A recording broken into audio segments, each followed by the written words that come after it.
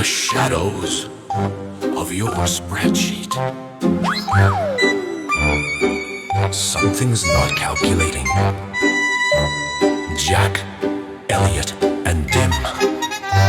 Explaining the unexplained. The Excel files. Trust no cell.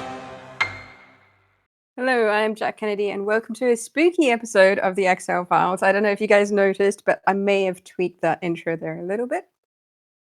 Because the truth has no #ref errors. We're here to talk about those Excel skills you won't see in your finance department. We're too deep in the Excel World Championship, and yes, it's a thing to remember what's easy and what's not. So we like to talk lambdas, algorithms, and secret tricks and tips. I'm joined as usual by the once again slain Dim Early.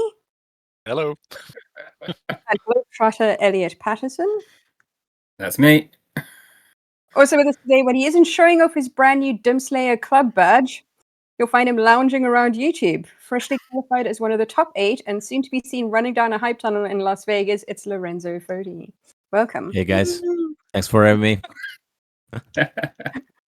Welcome to the podcast, Lorenzo. With Vegas only a month away, you must be very excited. How's the training coming along? Yeah, it's 4 weeks. The training, I think, is coming together. It will be a very hard month in terms of training, and super excited, but very focused on what I can do and what I can control. So it will be as usual, let's say. Excellent.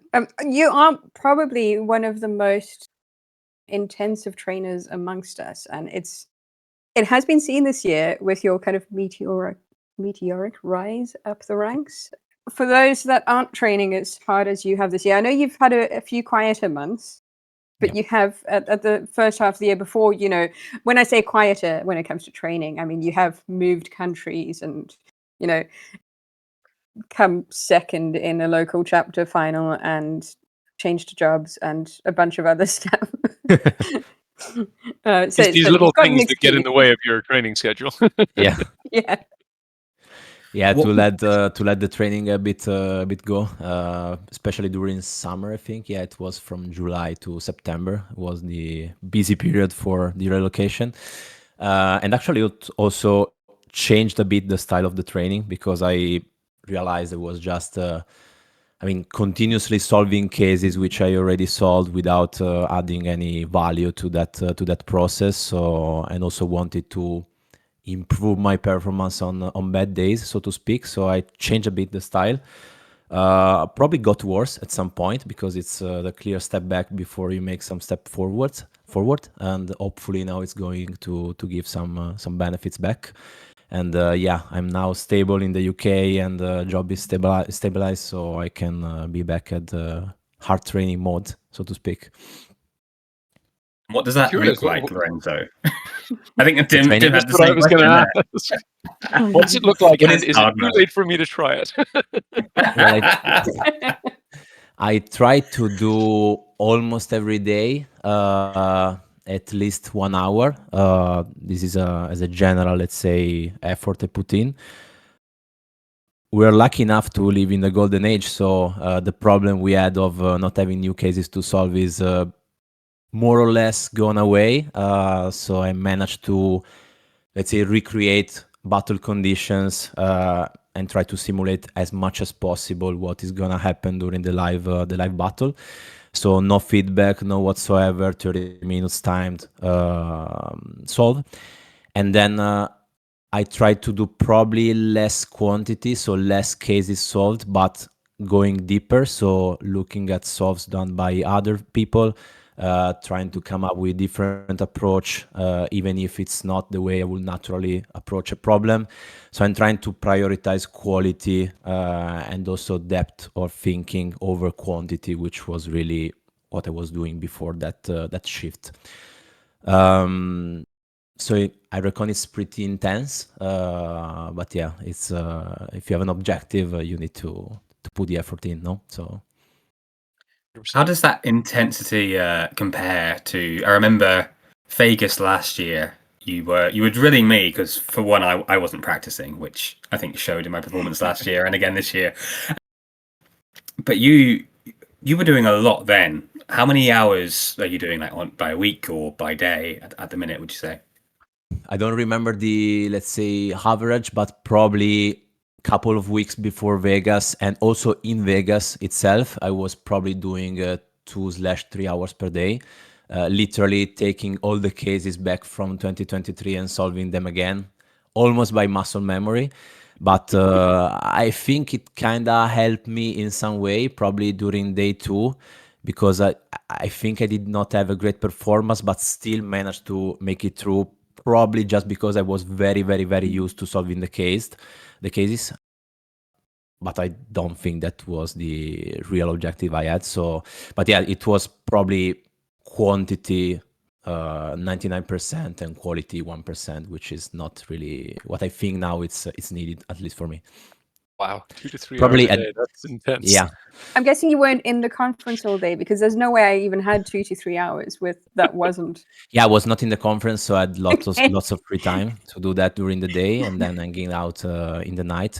Probably, I think that was because probably 2 reasons. The first one is I don't use Excel that much in my daily job, so I need to put some actual hours in, which I know can sound a bit weird from an Excel competitor, but and also probably I didn't make the switch from being a new competitor entering the field, and so feeling this need of putting in the hours, because we have people doing that for years, if not decades. So I wanted to, put in some speed in terms of training to be done.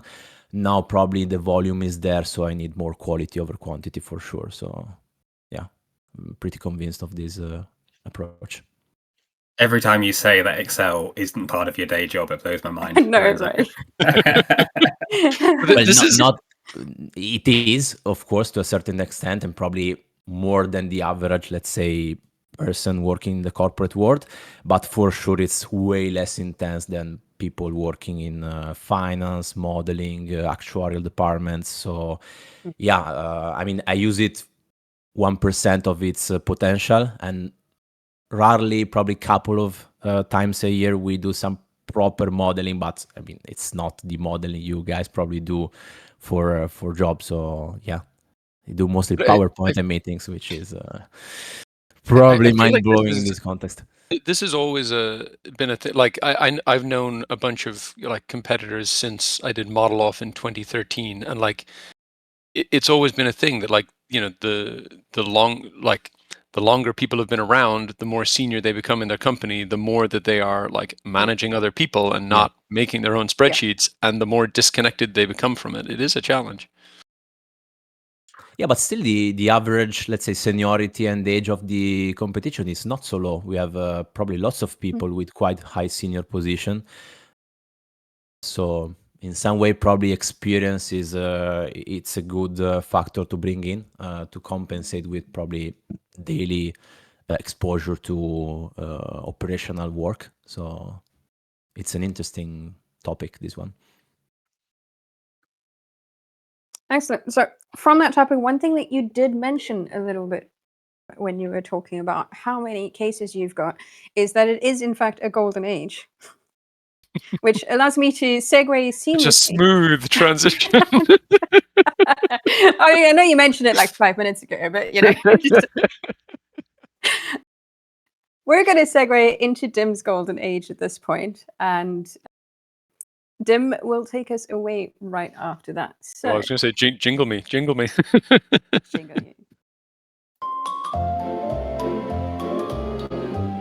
Wait, what is this mellow Dim's golden age? Step right up and take the stage. It's time for Dim's golden age. Ain't it great? Esports athletes share their flair. Dim's golden age beyond compare. Everything's had a makeover this time. Genius. I don't know about this. I like the Struggling with this spooky, but I feel like it doesn't have the same energy. We'll we'll go back to the regular performance after Halloween for now. That is not spooky Halloween. Dim's spooky golden age. What is happening this Halloween, Dim? All right. Well, I'm going to start with the sort of free cases and local chapters as usual, but obviously the main action since we last met is on the global front. But a few free cases. It's kind of slowing down with lots more official ones coming out, but a few new free cases since we last spoke. So the only one that I've gotten around to playing yet is Tim Froelich put out one called Excel Coin, which is like a sort of how to learn the basics of Bitcoin and blockchain through things you do yourself in Excel, which I thought was pretty cool. Mining and all that jazz. And then Thomas Marcello has a couple of new ones out, including one which I looked at but didn't get a chance to start yesterday, which is slightly ominously called The Generic Case, with strong simple case vibes. The case description started with something like this is just a very generic case, nothing too special about it. I was like, oh god, oh boy, I'm being lured in to be punched in the face here. And then he has another one as well, and then Arvi has two more as well, which I think are in the same vein as Grinding the Grid that he did a while ago, are kind of more more the Excel that you'd use in work. So that's the free case front. Local chapters, lots of action. So since we last met, we've had the DACH finals. Congratulations to Jean Volley, who won that. We've had the Brazil final. Congratulations to Washington Demicelli, who won that. We've had the Azerbaijan final, which I'd never hear anything. They just kind of keep themselves to themselves. But a guy called Elvin Rustamov won that, so congratulations to him. We had the India final. Aditya Kumar Darak won that. We had Chile round 2 and the final. Congratulations to Miriam Gaete, who won that. Also, just nice to see a kind of 1-2 punch from the women of Chile. Good bit of representation there. And then Madagascar has had round 1 and round 2, but their winner is still to be decided, which hopefully still gives them time to plan a trip to Vegas if they win that. But that's them. And then obviously all the big action is global. So we've had one more FMWC round, although it feels like years ago now because there's a bigger than usual gap between them. So Michael Jarman secured his win for the season, although I considered that kind of in the bag for him anyway, but he was being cautious and there was an edge case. But he's locked in now. And then obviously we had the MEWC, the qualifiers and the knockouts with no unexpected knockouts to report on. Nothing to see here. Nothing to see here. Nothing happened. Nothing out of the ordinary. It is. I think the consensus is that the last chance qualifier round in Vegas is shaping up to be a bloodbath. Yeah. Because last year I think there were like 36 slots coming out of it, and probably not as many people going to Vegas. And this year there are 15 spaces for it, and the Vegas crowd is definitely bigger this year. Yes. Yeah, and there have been some like serious heavy hitters knocked out early, like Peter Charles, who has finished number 4. Was knocked out in round 1 by Emily. Liana was knocked out in round 1 by Harry. Grayson was knocked out early on by Anoop. Yeah, Brittany was knocked out by Willem, I think before day 2 qualifier. Some really rough draws early on. Yeah, Grayson. I think Anoop knocked Grayson out. I think he's also pre-day 2. Hayden is last chance qualifier. It's gonna be brutal. Yeah, I would miss that feeling, to be honest. But at the same time, I would probably not miss it at all. So. I'm going to enjoy taking part in the last chance qualification round, but I'm very aware that I'm taking part for fun at this point. That's not the spirit. The spirit is swinging in your. I have so many like great friends and people that I really respect that are going to go through. That I'm just really happy with the results, no matter what happens. So I'm good with that. And it's something that kind of occurred to me last year when I was standing next to Eric, and the two of us were like watching last chance qualification rounds. As we're going down, I'm like, I don't think we're going to qualify, Eric. And he was like, no, we're probably not, but this is awesome. And like, this person's gotten through and that person's gotten through. I'm like, you know what? You're right. These are like our friends, and we're just we're actually so excited in that moment for the people that we really admire, respect, and are friends with getting through, that it is actually just a big moment of excitement, especially Julian running around with the flag. That's one epic moment from That's that just what I announcement was last thinking year. of. It's Yeah. the people who like it's all about that kind of gap between expectations and what happens. Like I guess Julian must have thought he was out, but like the joy he experienced on finding out he had got through was just wonderful. I'm wondering if like halfway around the room or 2/3 of the way around the room, he just kind of like was like, why am I still running with this flag? I've got to finish now. I'm committed. Yep, there's no going back. So let's get into the meat of it. I take it that's Dim's golden age or That is golden Dim's dash. golden. I mean, I could talk for hours about all the drama of the knockouts if you want, but I try to keep Dim's golden age tight, so that's it. Yeah. Right. So we're going to get into our topic for the day, and the topic for the day is the anatomy of a Dimslayer. So I'm going to kick us off with Lorenzo's song. I'm not going to make the whole song. I've made you an abbreviated version, just the first verse and chorus for this. It's not a spooky version. I was just like, I've done enough spooky versions by this point. So here goes.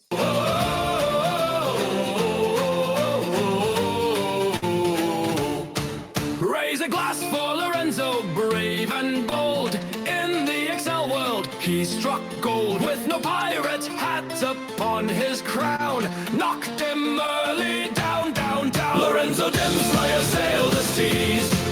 Epic Lambda set us free. In Las Vegas, he's the king. Final 8 he'll reign supreme. All right. High expectations now. That's a preview of Lorenzo's song. If anyone wants the full version, it's somewhere out there. Lorenzo, you need to get that playing as you come down the hype tunnel. Yes. I wonder if they'll do special songs for the hype tunnel. Like that would be quite fun. The thing Although about this I don't thing think for me Dim's was- golden age is going to cut it for Dim. He's going to need his own song that's not about a golden age. I don't remember last year entering into the tunnel because I was so focused that I have exactly tunnel vision. But I remember watching the stream in 2023, and I noticed one thing was that there were no songs when players were entering the arena. So it's definitely a good thing to have to add some more, drama and atmosphere and everything. So we might ask to the team to have this. Yeah, Really although nice. we know that mistakes have been made about playing music before, so I'm sure there will be It would have wary to of that. be. It would have to be kind of DRM free music on purpose. Yeah, be careful with copyright. or my Suno is going to get absolutely smashed making little jingles for everyone to go to the hype channels. Excellent. So the anatomy of a Dimslayer. So as the unintentional originator of the term Dimslayer, I feel like I have the right to define what a Dimslayer is. Kind of speaks for itself, doesn't it? A Dimslayer is defined as a person who knocks a Dim out of the main brackets Microsoft Excel World Championship tournament. Does So that this mean doesn't that count if in we the get semi-finals and finals. So does that mean if we get more people competing called Dim, we can have multiple Dim Slayers? Yes. Does it have to be finding more Dims? Does it have to be Dim early? This is going to be like that No Homers Club on The Simpsons. Put that other Homer is in.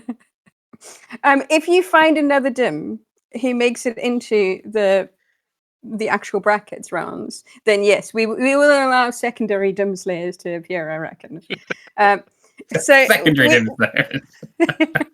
we have a strong history of Dim Slayers out there. In the 4 years of the brackets competition, Dim has managed to successfully get through once.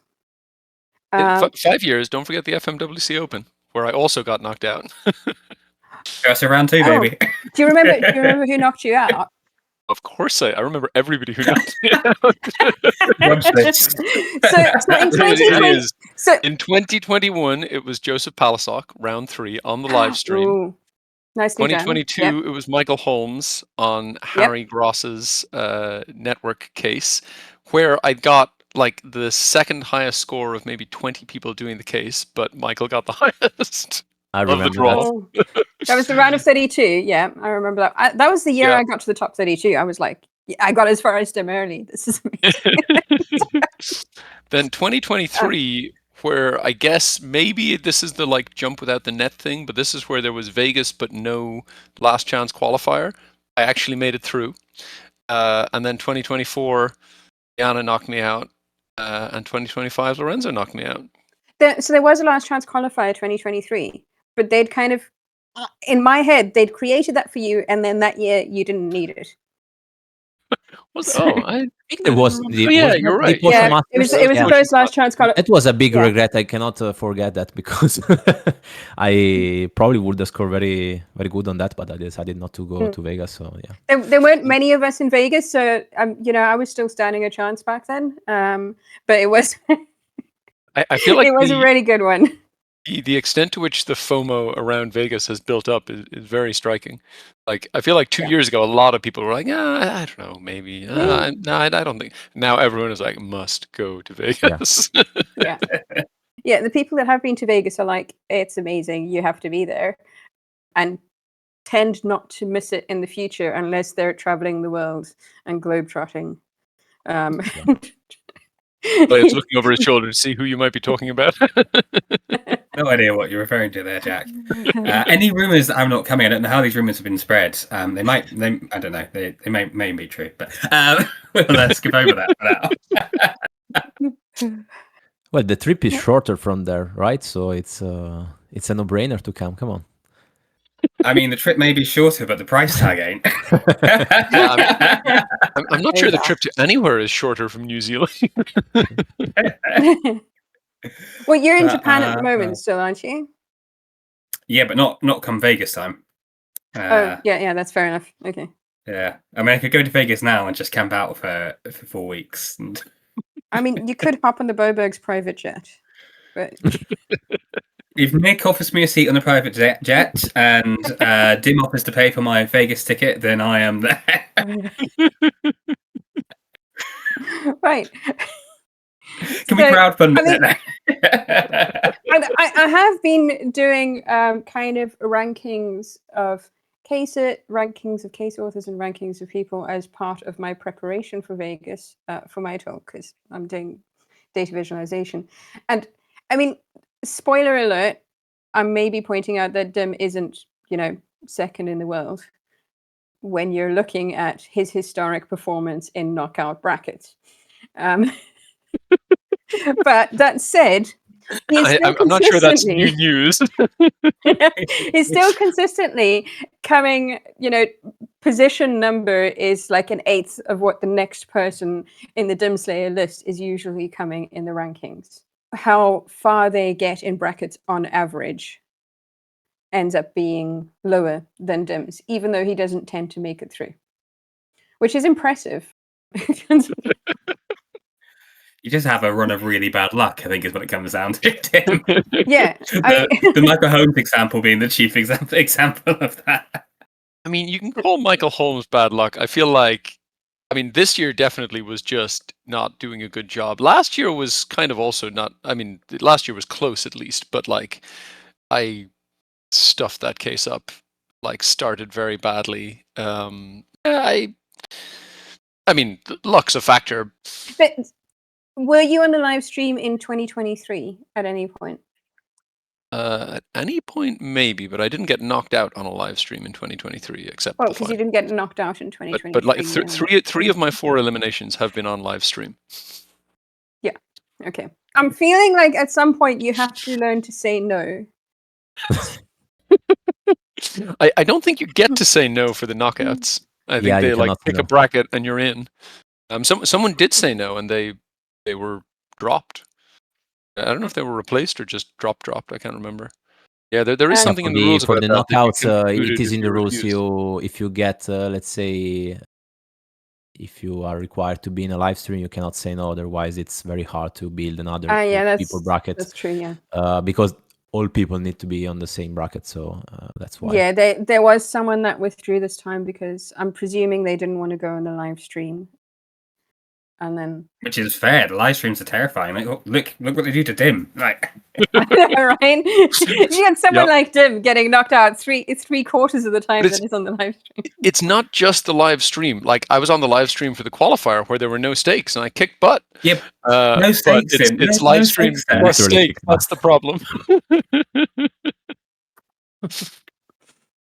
Yeah, I was just, let's not hope it's going to be again, because I was in the live stream for the qualifier as well, and I said, let's not hope this goes the same way it went for the qualifier, with Dim finishing in 15 minutes and me. I mean, provided that it was not sure at all I was going to be into the round of, it was round 5, yeah. And me solving the case for nothing in the remaining 15 minutes, that would have been embarrassing. So that would be painful to sit and watch, like, if that had happened. I mean, thankfully, Dim only seems to do that when it doesn't matter. So, Lorenzo, what do you think it is that it takes to make a Dimslayer? This is the anatomy of a Dimslayer. So what does it take to make you beat Dim, apart from the nerves of a live stream, obviously? Well, I think those are probably 80, if not 90% of that, but it's hard to say, because when I saw I was in the same, let's say, expanded bracket with him, so if I was to get into round 5, I would need to face him. I just said, this is something I cannot control at all. So the only thing I can control is my performance. So I did really my best to ignore the fact that, maybe let's be back on this point after, but ignore the fact that I was against him and not another person. Also because I felt like, I still feel like Dim had a significantly improvement in performance, in probably reliability in performance compared to last year. So my expectation was I'm not going to make it, but I will still try to do my best. But still having some sort of details to pay attention to during the solve, because I mean it was Dim. Luckily, we didn't have the bonus lockout, so I was much more relaxed, especially at the beginning. Otherwise, it would have just been a race to the the first, a race which I probably would lose 90% of the time, but you never know. And so I was literally really focused on my performance, on my process. I saw that Dim was way ahead during the first 5 to 10 minutes. I said, whatever, let's just continue my solve, and probably it worked also, because probably was not the best solve for you, Dim, but for me as well, because lots of people did better than us on the non-live stream. And so I was literally 100% on the process rather than the outcome. So my mindset was, if I will have a chance, I will need to do my best to take advantage of that, and it was the case. So literally, that was my mindset. It was really hard because the pressure was really, really high. I was exhausted after 2 rounds, which were nowhere near easy, especially the second one. Were you getting malice flashbacks at that point? Because it feels a bit like the whole malice thing, because you really pushed through malice after 2 rounds of competing and got a whopping score compared to everyone else. Sort of, because for the UK finals, we had plenty of time between the rounds to recover from the mental exhaustion, while in the live stream was really, really back to back to back without any kind of rest, plus the pressure of being live, plus the pressure of the higher stakes probably.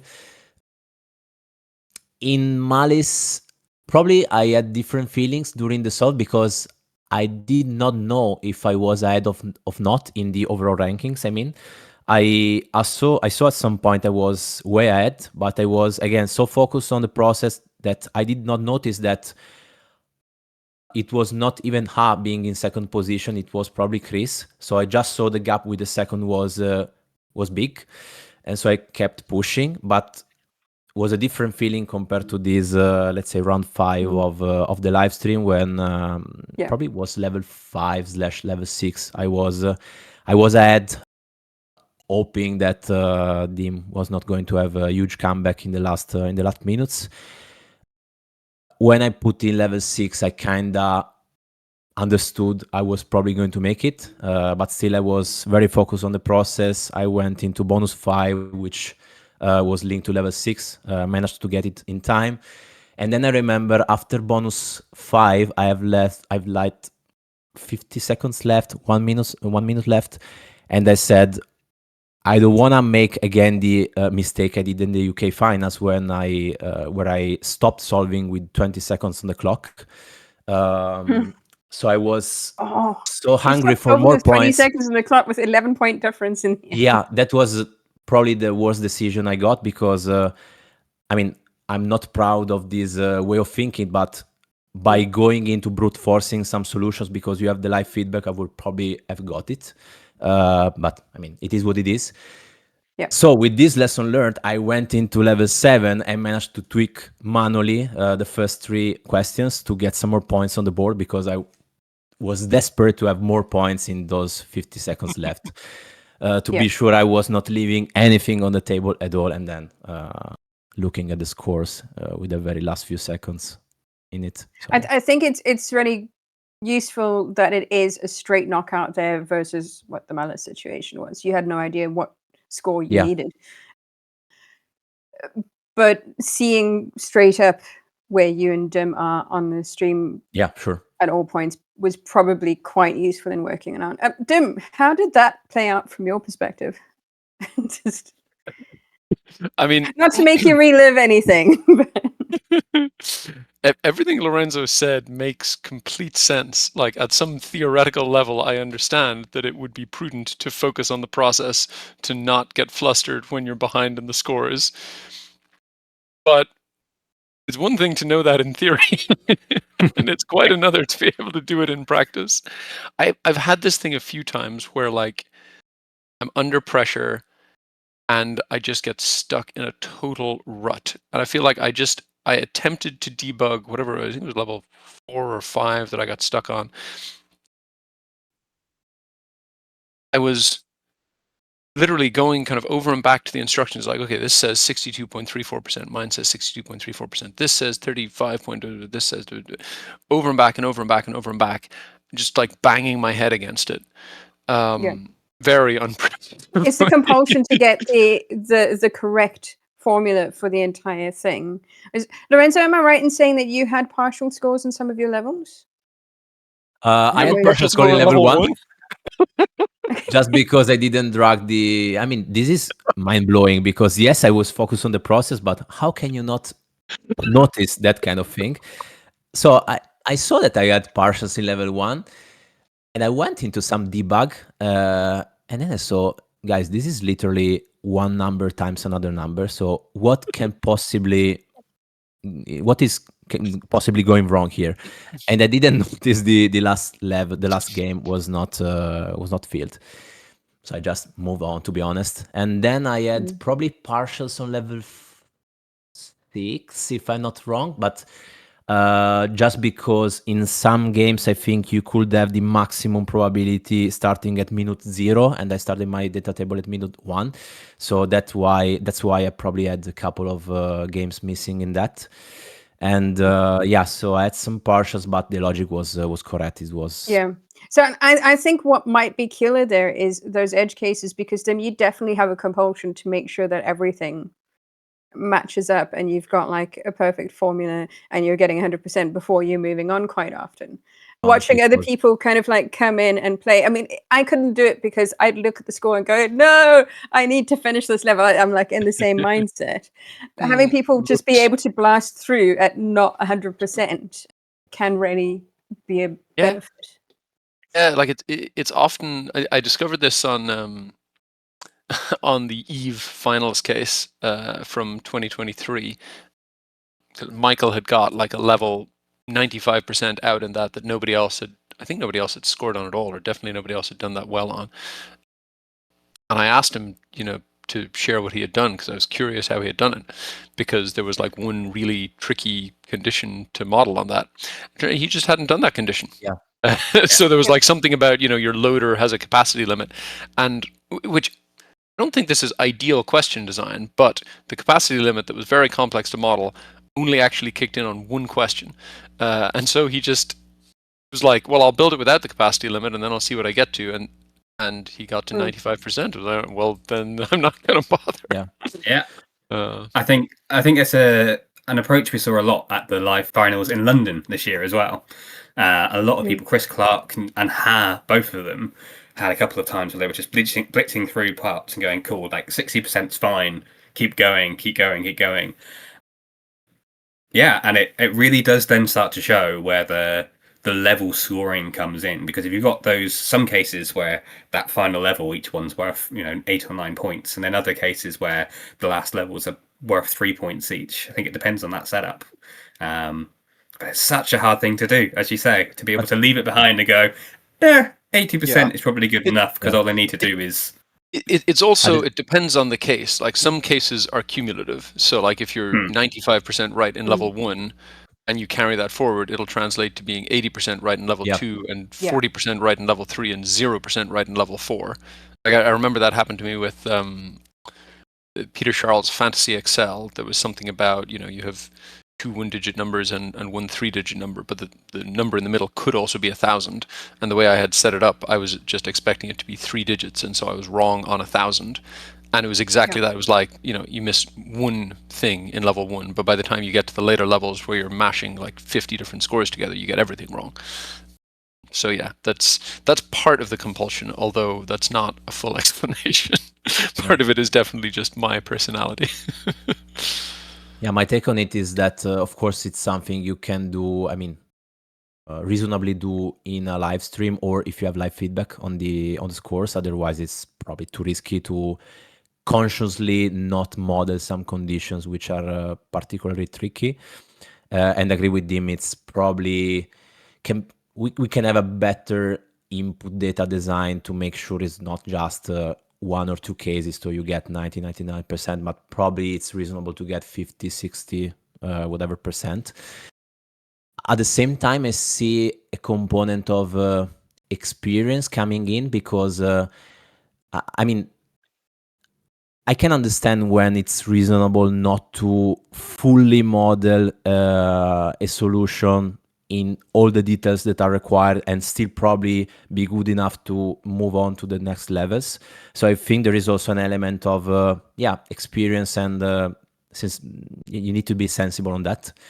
For example, the knife thrower, so round 4, I had exactly this approach, because I was conscious my logic to keep track of the knife position after the rotations was not 100% accurate, but still I just ignored that and straight went into level 6 and 7, still scored many points. So of course I had the live feedback to double check that, but it was a conscious choice, because it was probably going to give me more points to continue solving that way, as opposed to go back and solve that logic, which would require maybe a full rework of my solution, spend 10 minutes to solve 1 level, as opposed to score partials on additional 3 levels. So yeah, you need to balance. There's no single answer. Depends on the case, of course. I'm wondering, do you think one of the things that leads to slaying a Dim is the live feedback? If Dim didn't know that he was falling behind, he might not enter into the panic spiral. If he didn't know you were leading it. A Dim spiral. I don't know. Probably there is something in the nerves. Probably yes, probably no. I don't know. For me, I can talk probably more on my side. I do better if I have the live feedback, of course, because I'm working to be more accurate in the solves. So maybe on my side it was an advantage to be on the stream against him, but we'll never know. So going And forward, it looks like we're going to have a lot more of the live feedback Yeah. naturally, not just in Vegas or just the live stream players, but we do have the capacity for non-live streamed players in online rounds to be able to see what their current score is, or potentially see their rankings depending on what they choose to show us. Yeah. And I'm wondering how that will end up coming into play going forward, not just if you're facing Dim, but if you're facing anyone in, you know, a Road to Las Vegas or a local chapter round or something like that. Yeah. For me, it's for sure an advantage for the player I am. For example, I remember when we had 5 levels cases as opposed to 7 level cases. So the shift from 5 to 7 for me was for sure a disadvantage because I'm not very fast. I There's a lot more probably, with 7 levels. yeah. So I prefer harder questions, but less questions as opposed to easier ones with more levels. This eventual new shift will be for me an advantage for sure. I kind of agree with that, regardless of my, let's say, advantage or not, because let's take competitive programming for example. They get live feedback after they submit the code. I'm 90% sure of this. And also in other sports, you immediately notice if what you're doing is providing any results. So I see this as a good step forward. At the same time, we need to make sure we can avoid patterns like brute forcing answers. For example, the first 3 games of with hints for each level. We need to make sure this is not going to happen, but we're not gonna need hints anymore if we have live feedback. So yeah, I see that as a nice. Yeah, I mean, I feel like if you look at the last 5-10 minutes, probably 5 minutes of last year's final, it is like I don't begrudge them. It worked, and I would have done the same if I wasn't, in stupid mode at the time. But like the last couple of levels had, mostly low single digit answers, and so if you just put in 5 for everything, what does that do to your score? Okay, put in 6 for everything. Oh, that's a little better. Maybe I'll, make half of them 5s, half of them 6s, Yeah. see what happens. Blah blah blah. Like you could take it to an I'm extreme. not gonna lie, on the live platform when I'm doing training cases, I do just start typing in answers and then just fix the ones that are broken, because you've got literally question by question feedback at that point.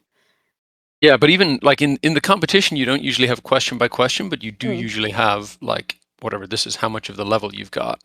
And so, the extreme case, like Giles was doing this, just kind of taking the piss on a game we were playing while we were waiting for the stream to start a while ago. It was like one of the crazy, hard Madagascar maze cases. But he literally just went in and typed in 1, 2, 3, 4, 5, 6 and waited for his score to move and then went on to the next one, which, was just a funny joke in that context. But there is literally, if the answers to level 6 are, single digit numbers, there is literally nothing stopping someone from scoring all of level 6 probably faster than building a model by just doing that. So I do feel like they need to either give less feedback, or it's probably not desirable to give less feedback because you want to have the scoreboard there all the time. But I think they probably do need to design with that in mind, to not have answers that are, must be from a set of 5 values or 10 values or something like that. I think especially with the later questions, when you're hitting question 6 and 7, where it really is worth randomly guessing and pulling out the round between. That said, we don't see a lot of the round between, and when it's in the live finals, for example, and you start seeing people pulling out round betweens and doing kind of last ditch efforts in those closing seconds, it is actually incredibly exciting. So It is exciting, but I would think it was a shame if it changed the result. Like, I don't, like I said, I don't begrudge, like Chris and Jakob pulled ahead of me and Andrew that way, that's fine. But I think if they had pulled ahead of Michael that way, that would have been a pity, because like Michael won by getting a level out that nobody else got, which is a good way to win. And if someone had like, scraped enough points randomly by guesses on level 6 and 7 to pull ahead of him, I would have thought that was a shame. So yeah, I hope it doesn't like I don't mind if it kind of shifts someone a place or two, but I hope it doesn't change who wins the competition ever, because I think that would be a real pity. Yeah, and I think there's ways of balancing that as well. Multiple different routes people could take, and I know we're thinking about lots of these sorts of things with the UK chapter as well. But I think definitely some form of balance between that scoring and the feedback. Although that being said, I do remember in London, Lorenzo, your massive block out headphones, and I think maybe you should have bring a whole bunch to Vegas, because we're going to get a demo. I think this is what you need, Dimon, if you get back onto that stage in Vegas. You need a pair of these so you don't get distracted by everything going on. I bought that specifically for Vegas stage. I'm not sure, actually, because being able to hear the commentators might have saved me last year. Because I was almost the first elimination in my semi-final last year, because they had given us the question to read about in advance, and I read it and was like, I can make a general solution to this, which I could have, and more or less did, but I did silly things in the setup, and it took me a while, and I was coming up to 5 minutes with almost levels 1 to 4 solved, but actually nothing solved. I think we were screaming from the front row, Tim.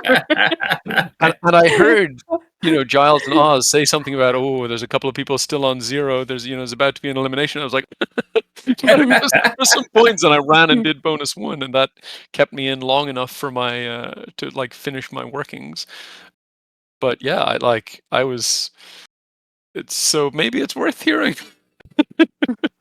Is that the balance then? So you're happy with the live scores if you also get the commentary? Because I think that's what happened with Ha as well. Again, Lorenzo, I apologise, but I remember Harry Gross and I were commentating in that one, and we said, it looks like Ha hasn't scored any points yet, but I can see he's finished a few levels. Maybe he's just forgotten to put it into the system. And he went, "Thank you." Not 200 points. I would not like to win just because they didn't put the scores in. So it's totally fine. That's fair. That's fair.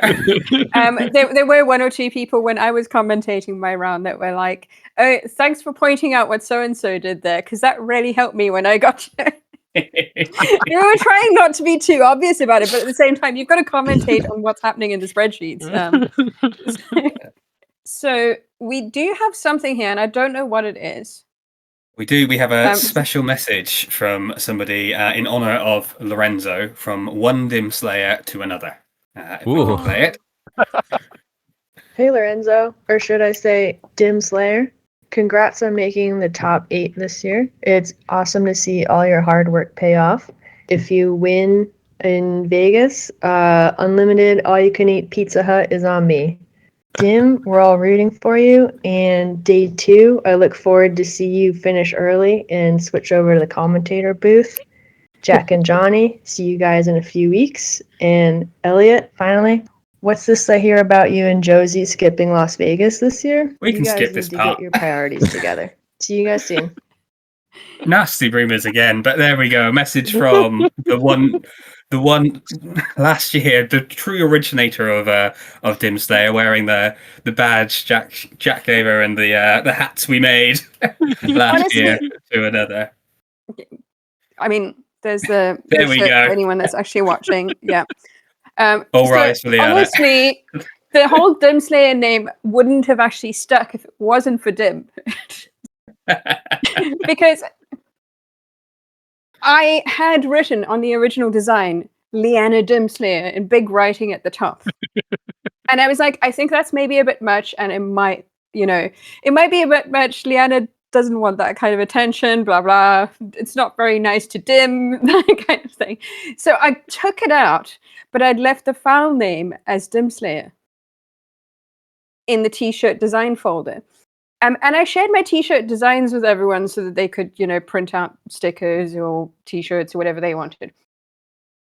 And Dim came into the WhatsApp group going, Dimslayer, ha ha ha ha.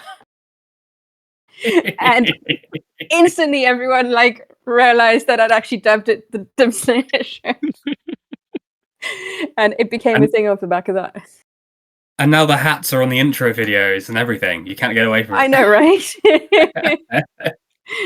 pretty sure Dim regrets wearing that pirate hat in Vegas now, but I don't know. We might need quite to. how often they were going to put it in the I know. videos. Yeah, probably would have.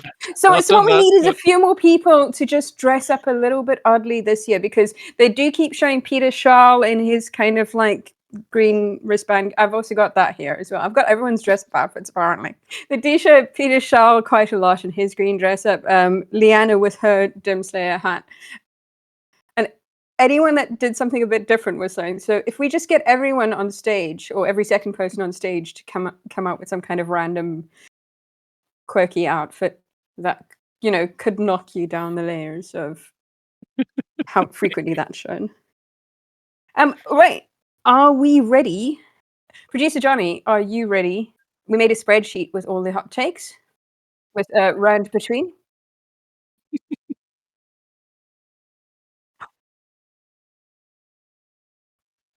For the record, Director Johnny just came in to say he broke the spreadsheet. That was the shocked faces. And then he fixed the spreadsheet. That was the happy claps faces. But before Producer Johnny tells us what it is, let us have a listen to today's jingle.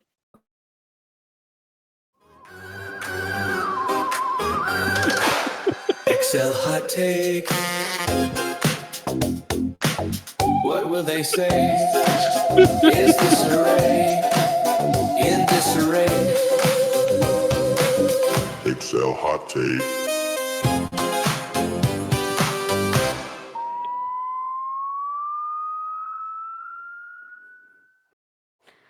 For anyone that stupefied. doesn't know, for anyone that doesn't know what Director Johnny's voice sounds like, that was just him on that low bit. That was,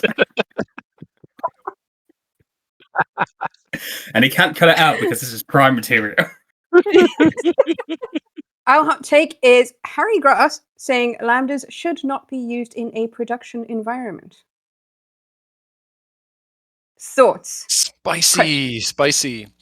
So I think this is maybe Harry's inspiration, but some firm, I can't remember exactly who, like not one of the kind of big four, but some kind of fairly large modeling or model auditing firm did a report on lambdas and dynamic arrays, where basically their position was this, like, you know, you shouldn't have this in a quote unquote real financial model, you know, too black boxy, blah blah blah. I think there's something to it, but I think it's a question of just how, you know, is it a forever thing or is it just a transitional thing while not as many people know it as well? Like, I think the fear is that, you know, you have this lambda black box, and so the people who would ordinarily look through the spreadsheet and be able to trace and understand this is what's happening here and this is what's happening there will not be able to look at it and understand it. And it is true that the set of people who can do that will be smaller. I think there are, you know, lots of good things on the other side as to why you should use lambdas, and, you know, it's a lot easier to, you know, to know that this kind of large complex formula that drives lots of things is exactly the same in every period if it's just an implementation of a lambda in every period, and if it's an implementation of a lambda in every tab and in every whatever. But yeah, I don't think it's an indefensible position. I don't think it's the right position forever, but I agree with that. I feel from my perspective, there was definitely the same position with regards to VBA. For many years, I've been working development areas, and the one rule that I've created for myself is no calculations in VBA. You know, data moving, processing, resizing, anything, because a lot of data had to be manipulated. That was okay in VBA. Because it's the whole black box thing. You don't have an idea of what's happening inside that calculation. That said, I think lambdas have a flexibility that VBA doesn't, in that if you had a certain calculation that's a very small, minor calculation that there just isn't an Excel function for, and it saves you writing this formula each time down to just a name, I think that's viable if it's named properly and identified properly, saying this is a lambda in this file, it does exactly this thing. As long as you've got it covered and documented, and it's not covering a big complex piece of calculation, then it takes away the black box. It's something that you, I don't know, instead of internal rate of return, you've got such and such calculation that does something slightly different or whatever. Then I think, yeah, I don't have a problem at all with that. But I don't know, Lorenzo, Elliot, thoughts? I don't have a strong opinion, but kind of agree with you guys said. I think it also comes down to it depends on which model are we talking about, in which context, and whether this is a company-wide, let's say, approach, well documented, and there is a governance around it. So yeah, it depends. It needs to be very structured, in my view. All the people actually using the models need to know that, and probably I see a need of process behind it, not just having the lambda yes or no, but do you have a process in place to manage this properly, make people aware of it, and be sure everything can benefit from the benefits that I think there are coming from using lambdas. I think there's a few things there. I mean, the first thing you said, Jack, on naming things, there's the old adage in coding of there's only two hard things when it comes to coding: cache and validation, and naming things. Because naming things is such a hard thing to do. And not only do you have the name of the lambda, but also the name of each of those variables within it. Because essentially that's what you're doing. You're creating variables and naming them and using them. And if it's nice and clear and easy and simple, then fine, someone can follow it. And then that comes back to the old rule of thumb, is don't use a formula longer than your thumb. And, maybe if your lambda's only doing that and bundling it up, as you say, it's okay. Anything beyond that, how big is Bo's thumb? How wide is it? It can cover. Nah.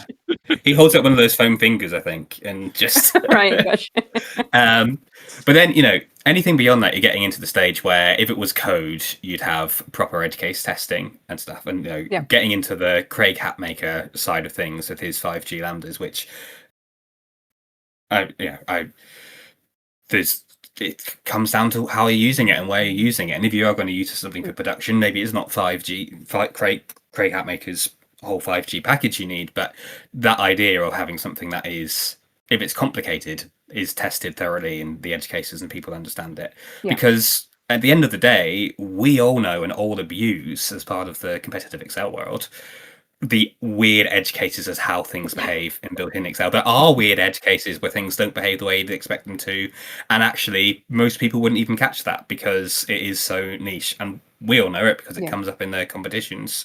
But in a production environment, the chances are no one would know any of those. Exactly, and someone might pick up there as an error, but not understand why, or worse still, I did do a training session on lambdas recently, and the first question was like, "What? Wait! Before we go any further, Jack, what is a lambda?" And I did include that. That was actually the name. The name I still think was a marketing fail. It's like, computer scientists are like, yeah, lambda, absolutely, and theoretical mathematicians, oh yeah, great, rich intellectual history, but you should just call it function. All the rest of them word. Yeah. Right. I'm gonna close this hot take up. Do we have a general up or down vote for this one? Is Harry right or is Harry wrong? So let's have some thumbs. I'm gonna go. But I'm gonna go. As usual, I think Harry is trying to stir the pot a bit. And Lorenzo is with Harry. Whoa, spicy. We need some sort of spicy rating system. How many Excel X's is it?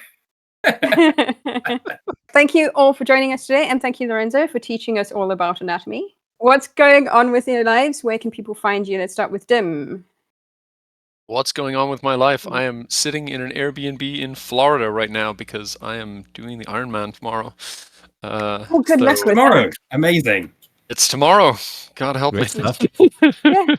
It's going to Glad be we recorded this today and not in 2 days. Is that your first one or? Second, but it's been a while. Last second in how many years ago? 10 years ago, before I had kids, and when frankly training was a lot easier to schedule. Wow. Good luck. Excellent. Well, good luck with that. Thank you. Elliot, where can people find you? Where are you? What are you doing? I feel inadequate now next to the Iron Man. Where am I? I am about to be in yet another country, but you won't find me at Vegas unless things magically change. But I am hoping to get back to making some more. Thank you, Lorenzo. I am hoping to get back can we to do making that? Can we some do more the same videos. rating Yeah. system? I'm joining But, there.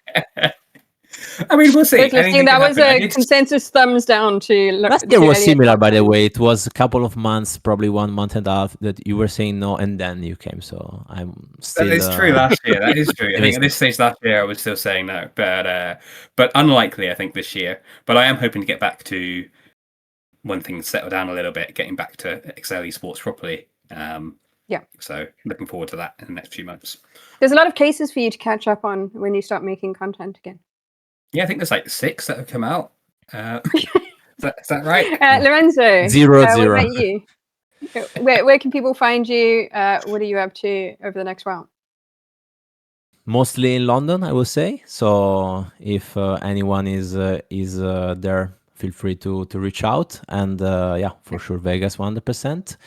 And in basically all the events coming up online for sure next year, and maybe offline. Let's see. I did Leipzig in September. It was great. So I will try to That do was really good. as many live events as possible, but we will see. That's And really good. Lorenzo, We've just for the sake of anyone that's not found you before, how do people find you on YouTube for your great host of videos on there? My name and surname, so it's Lorenzo Foti. Same on LinkedIn and also Instagram, which I have the page dedicated to Excel Esports. So Lorenzo_Foti_Ita, ITA for Italia short. And yeah.